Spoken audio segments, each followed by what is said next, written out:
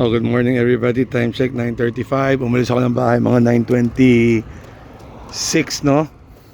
Oh, nandito tayo sa San Pablo.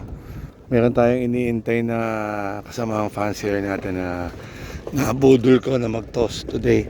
So kahapon nag-chaong ako, tapos ngayon we'll see kung chaong sa Riyaya tayo. Kaya shoutout San Pablo.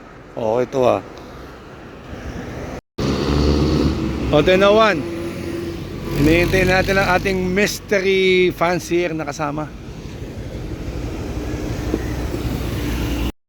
O, time check 10:11. Boss, pwede ba? Pwede ka sa camera? Ano kanina yung nag-alpas dito? Cavite. Bako Cavite. Truck o tao-tao lang din? Parang photon, van. Photon van. Okay. Alam na. Sige, sir. Anong oras nag-alpas? Mga alas 7, 6:30. Mga 6:30. Okay.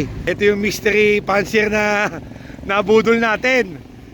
Etong taong to, masyadong ginagalingan nababantuloy sa club sa amin O yan, na-convince ko siya mag-train. Sabi ko nga sa Riyaya, kaso may lakad din naman siya. Tsaka late na, 10:11 na sa Riyaya, mga kalahating oras pa, no, boss? Matagal pa, baka traffic pa, buti. Yun nga. Ako pag nagising kayo, saka lang ako naghahagis. So ito yung dala natin. So dala ko lahat ng ibon, pati pato, pati pantubos. Dinala natin lahat kasi supposed to be sa Riyaya nga tayo. Yan. Kilis tayo ibon.